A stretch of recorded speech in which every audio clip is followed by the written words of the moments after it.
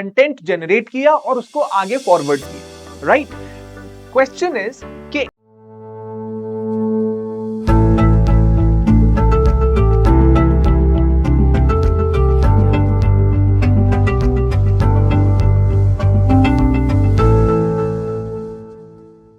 Hello and welcome to another lecture of legal development. And today's topic is platform owners liability.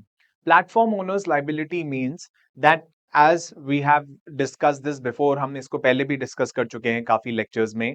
Information technology act 2000 या हमारे cyber laws या data protection या data privacy, बहुत सारे नामों से हम इस चीज को जानते हैं कि डेटा प्रिवेसी क्या होती है. मैंने आपको किसी पिछले लेक्चर में ये भी बताया था कि राइट टू प्रिवेसी क्या है और फंडामेंटल राइट है हमारा, और किस तरीके से वो टेक्नोलॉजी के फील्ड के अंदर कैसे प्रोटेक्ट किया जाता है, कैसे notion of privacy has changed from physical privacy to virtual privacy.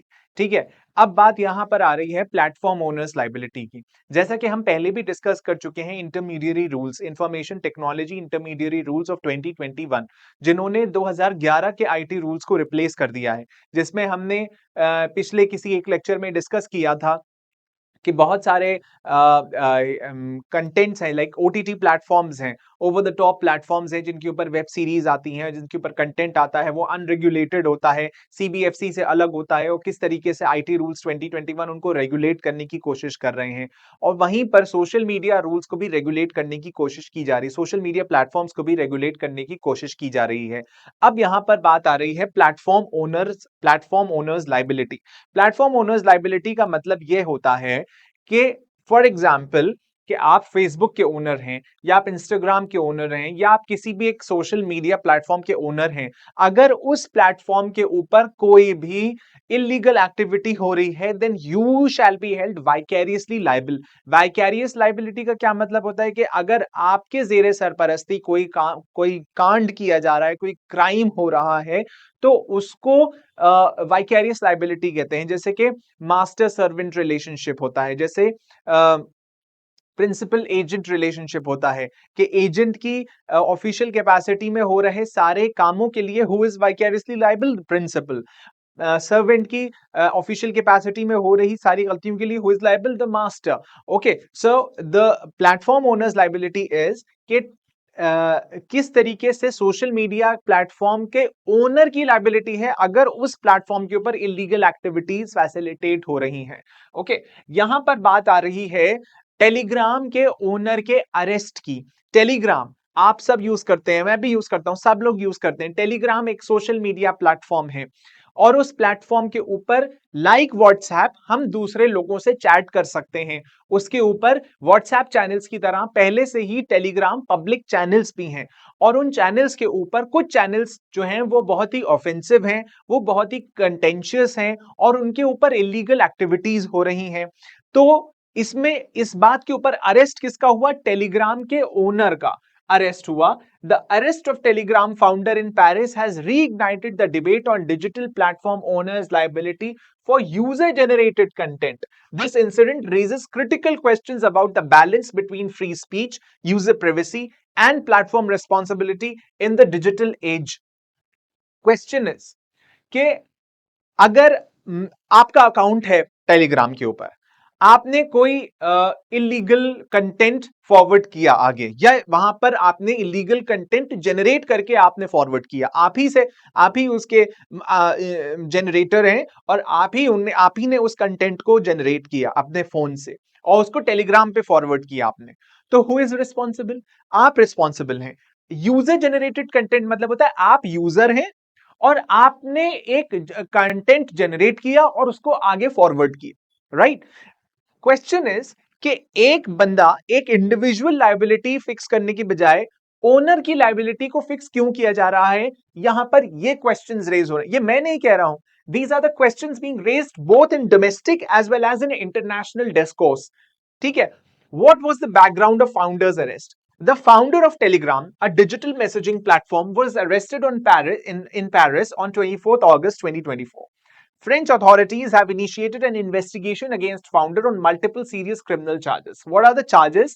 Enabling the distribution of child sexual abuse material on the Telegram platform, facilitating drug trafficking through the platform, refusing to cooperate with law enforcement agencies. See, Telegram में एक feature होता है, देखिए वो आपके contacts को automatically sink कर देगा, ठीक है, आपके कॉन्टैक्ट्स ऑटोमेटिकली सिंक हो जाएंगे, बट जो आपके कॉन्टैक्ट में नहीं है आप उनसे भी चैट कर सकते हैं। कैसे? अगर आपको उसका यूजर नेम पता है तो आप वो यूजर नेम @ टाइप करके और उस यूजर नेम को निकाल सकते हैं और आप एक अनजान स्ट्रेंजर से चैट कर सकते हैं अपनी आइडेंटिटी बिना रिवील किए, क्योंकि टेलीग्राम में ये सारे फीचर्स भी होते हैं कि आपकी आइडेंटिटी रिवील नहीं होती। आप उसके अंदर प्रिवेसी एंड सेटिंग्स में जाके बहुत सारे प्रिवेसी के जो फीचर्स हैं उनको आप एनेबल कर सकते हैं। जब आपने प्रिवेसी के फीचर्स को एनेबल कर दिया, आपका फोन नंबर नहीं दिखेगा, आपका यूजर नेम नहीं दिखेगा, आपका नाम नहीं दिखेगा, आप बिना नाम के टेलीग्राम चला सकते हैं, आप कोई भी लाइक एनी एबीसी XYZ कोई भी नाम रख सकते हैं, आप कोई भी रैंडम नाम रख सकते हैं। क्वेश्चन इज कि ये चीज देखिए व्हाट्सएप में तो बहुत ज्यादा कॉमन है, मतलब व्हाट्सएप में तो आप अपनी प्राइवेसी को कितना भी छुपाएं वो छुपेगी नहीं, क्योंकि बहुत आसानी से वहां पे रिवील हो सकती है आपकी आइडेंटिटी। फोन नंबर है, फोन नंबर से पता चल जाएगा, ठीक है, अगर हमने उसको वो कॉलर आईडी पर डाल दिया तो वो उस पर भी पता चल जाएगा, ठीक है, कि किसका नंबर है या कौन सी आईडी है। वो डिफरेंट एस्पेक्ट्स होते हैं, देखिए वहां पे पता चल जाएगा कि टेलीग्राम पे क्वेश्चन ये है कि यूजर नेम से हम किसी स्ट्रेंजर से चैट कर सकते हैं। यहां पर बात ये हो रही है कि टेलीग्राम के इन प्रिवेसी फीचर्स का गलत फायदा उठाकर लोगों ने child sexual abuse material forward किया, ड्रग ट्रैफिकिंग हुई इससे, और लॉ इन्फोर्समेंट एजेंसीज के साथ कोऑपरेट भी नहीं किया अरेस्ट के बाद, ये भी एक चार्ज है। The case raises questions about the liability of digital platform owners for user generated content. Digital platform owners को ऐसे फीचर्स बनाने चाहिए कि यूजर कोई ऐसा कंटेंट जनरेट ही ना कर सके। Okay, Telegram's content moderation policies and its level of cooperation with law enforcement agencies are under scrutiny in this case. The arrest has implications for the application of safe harbor provisions typically extended to digital intermediaries under various jurisdiction laws. Okay. Question is कि safe harbour क्या होता है? Safe harbour क्या होता है, जैसे for example अभी हम आगे पढ़ेंगे इसमें कि हमारे डोमेस्टिक लॉ में भी अगर हम इंफॉर्मेशन टेक्नोलॉजी एक्ट 2000 देखें तो वहां पर भी सेफ हार्बर है। ओके, इंटरमीडिएरीज लाइबल नहीं है। हमने ये आईटी रूल्स 2021 में, इंडिया के आईटी रूल्स 2021 में भी पढ़ा है, आपके पिछले किसी लेक्चर में देखिएगा यूट्यूब सीरीज में इसी में, कि हमने आपको ये बताया है कि वहां पर इंटरमीडिएरी लाइबिलिटी को बहुत कम कर दिया गया है, जो यूजर है उसी की लाइबिलिटी को ज्यादा फिक्स किया गया है। Okay, the case potentially challenges the established principle that platform owners should not be held personally liable for user-generated content except in cases of direct complicity. Question is कि user-generated एक कोई stranger, एक सोचिए आप Telegram का founder Paris में बैठा हुआ है or someone who is using the telegram in Japan, or someone who is using the telegram in USA or in Rwanda or in Uganda or in South Africa or in India or in Pakistan, in any corner of the world, वो बैठा हुआ है, उसको नहीं पता कि उसका Telegram कौन बंदे चला रहे हैं, वो बंदा एक ऐसा कंटेंट जनरेट करता है जो ऑफेंसिव है और उसको फॉरवर्ड करता है टेलीग्राम पे। अरेस्ट किसका होता है? फाउंडर का होता है पेरिस में। क्वेश्चन इज दिस कि आप फाउंडर को कैसे कर सकते हैं? हाँ, एक क्वेश्चन पर आप कर सकते हैं, एक ग्राउंड पर आप कर सकते हैं, अगर फाउंडर ने अपने प्लेटफॉर्म में इस तरीके के फीचर्स एनेबल किए हैं कि जहां पर आइडेंटिटी को हाइड किया जा सकता है कंप्लीटली और यूजर को एनेबल किया जा सकता है कि वो अपनी स्ट्रेंजर बन के ही वो सारे एक्टिविटीज कर सके, उस ग्राउंड के ऊपर ये क्वेश्चन हो सकता है। सेफ हार्बर प्रोविजंस क्या है वो देखिए। This legal action occurs in the context of growing global concerns about the regulation of digital platforms and their responsibilities in content moderation. The case implications for the interpretation and enforcement of digital platform regulations, including the European Union's Digital Services Act and similar laws in other jurisdictions. Now, what is the safe harbor provision in IT Act 2000? अब हम India पर आ जाते हैं। IT Act provides for a safe harbor protection for intermediaries. Intermediaries such as social media platforms are not to be held liable for user generated content if they comply with certain conditions. Certain conditions है, ठीक है, एक parameters बना दिए हैं IT law ने, IT rules ने एक पैरामीटर्स बना दिए, आपका सोशल मीडिया प्लेटफॉर्म्स में ये सारे फीचर्स होंगे, ठीक है, आपने वो फीचर्स फॉलो किया, आपने उन रूल्स को फॉलो किया, अब आपकी जिम्मेदारी खत्म। अब इसके बाद भी क्योंकि हमारे जो यूजर्स हैं इंडिया के वो ओवर स्मार्ट हैं, वो बहुत टेक savvy हैं, वो बहुत कुछ कर सकते हैं, जब उन्होंने कर लिया तो फिर ठीक है, आपकी रिस्पॉन्सिबिलिटी नहीं है, आपने अपनी तरफ से पूरा रेजिस्टेंस क्रिएट किया, बट स्टिल उसके बाद भी यूजर्स ने somehow the other they found a way out of it and they did something they wanted to. Okay, so the question is, the intermediaries such as social media platforms are not to be held liable for user generated content if they comply with certain conditions. Now section 79 deals with exemption from liability of intermediary in certain cases. While the act provides safe harbor, intermediaries are expected to have some level of content moderation in place. The exact requirements for content moderation are not fully specified in the act itself but are elaborated in subsequent rules. Now what are the See, IT Act 2000 is not a comprehensive law. ये मैं पहले बता चुका हूं, हम IT rules 2021 के पढ़ चुके हैं। IT रूल्स जो हैं वो IT लॉ में से बनाए गए हैं, सब्सिक्वेंट रूल्स बनाए गए हैं। ये आप ध्यान रखिएगा कि IT Act 2000 कोई कॉम्प्रिहेंसिव लॉ नहीं है, उसने एक स्कोप ऑफ रूम क्रिएट कर दिया है और उस रूम के अंदर सेपरेट रूल्स बने हुए हैं under the shadow of IT Act 2000। वो काफी कॉम्प्रिहेंसिव रूल्स हैं। The IT Act is supplemented by IT rules including those issued in 2023. These rules may require intermediaries to have specific terms of service for operating in India.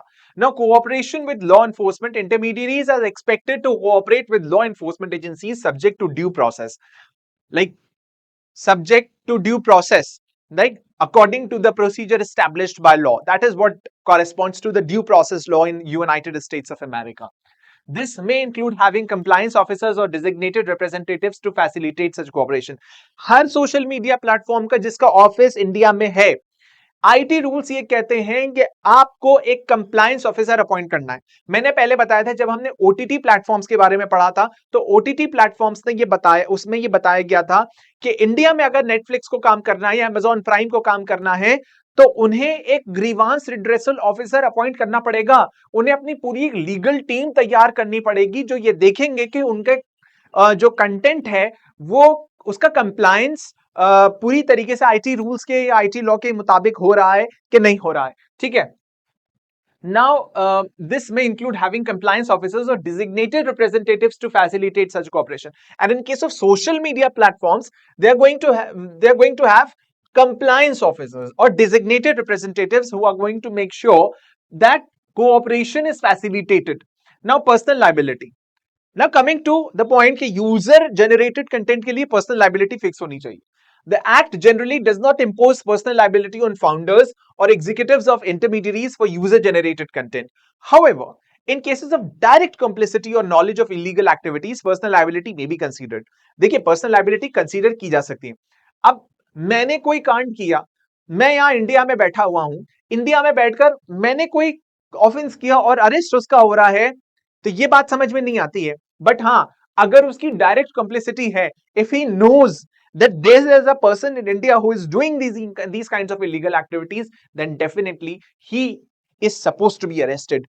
But अगर उसकी कोई direct complicity नहीं है तो उसका कोई arrest नहीं बनता। Encryption and privacy, end to end encryption आप जानते हैं। एंड टू एंड एनक्रिप्शन क्या होता है? मैं आपसे चैट कर रहा हूं, आप मुझसे बात कर रहे हैं, व्हाट्सएप पे एंड टू एंड एनक्रिप्शन है, कंप्लीटली प्राइवेट है, कोई इसको हैक नहीं कर सकता, कोई इसको रिवील नहीं कर सकता। जो भी आप हैं इसको एंड टू एंड इंक्रिप्शन कहते हैं। कर सकता है या नहीं कर सकता, मैं उस बहस में नहीं जा रहा हूं। I am not going into that debate कि वो व्हाट्सएप चैट कैसे रिवील होती है और कैसे लीक हो जाती है। But end to end encryption होता है, हमारे और आपके सेटिस्फैक्शन के लिए एंड टू एंड इंक्रिप्शन है और प्राइवेसी है। The act does not explicitly prohibit end to end encryption और minimal metadata storage. However, these features may limit an intermediary's ability to comply with certain law enforcement requests. Now, penalty for non-compliance, penalty है, जाहिर सी बात है, आप comply नहीं करेंगे rules के साथ तो आपको पेनाल्टी होगी, पेनल ऑफेंसेस हैं। नॉन कंप्लायंस होगा तो 2023 आईटी रूल्स के मुताबिक terms of service for entities operating in India, कुछ स्पेसिफिक टर्म्स एंड कंडीशंस हैं, आपको उसी हिसाब से ऑपरेट करना पड़ेगा इंडिया के अंदर। Okay, lack of physical presence. Telegram, like many global companies, without a physical presence in India, does not adhere to all regulations set forth in the. यहाँ इसका कोई physical presence नहीं है इंडिया में टेलीग्राम का, okay, transparency reporting पर आते हैं. The 2023 IT rules require the submission of transparency reports, a requirement that Telegram may not be fully complying with.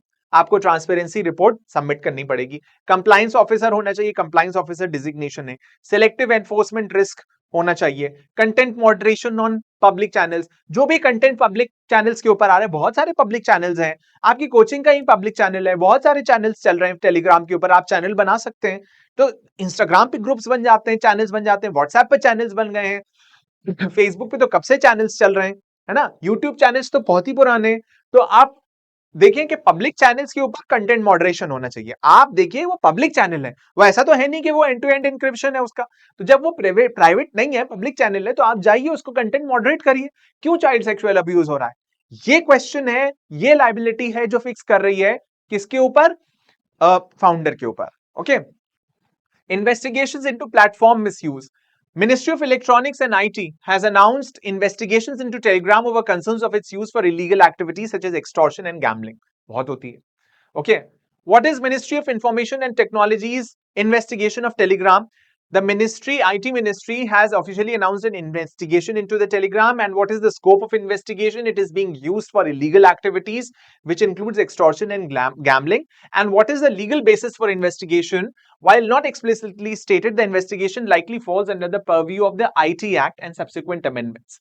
Platform responsibility. The investigation implies that Telegram may be held responsible for illegal activities conducted on its platform, potentially challenging the safe harbor protections for intermediaries. Now, compliance with Indian law.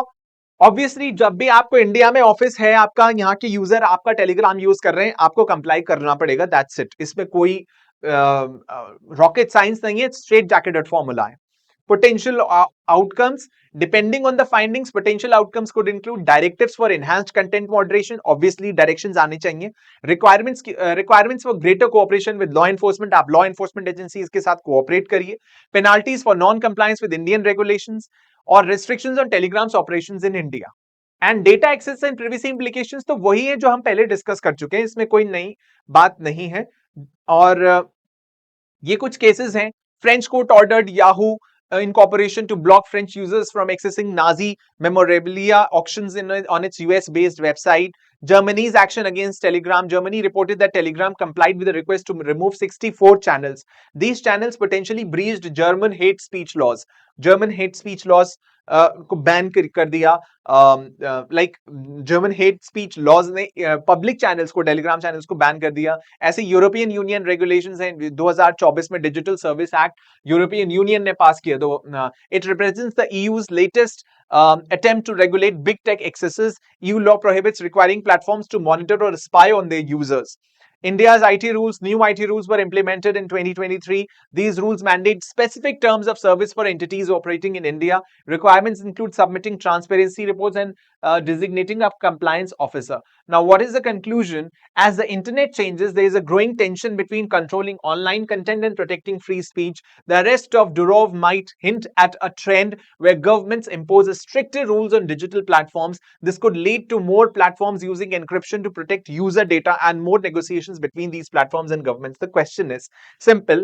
There is a direct conflict between the privacy of the user and the content moderation. ठीक है, तो अब there how somehow a balance has to be struck between, a balance has to be maintained between, a harmonious construction has to be created between privacy of the user and the content. Okay, so that's it. Let's meet in the next lecture. Thank you.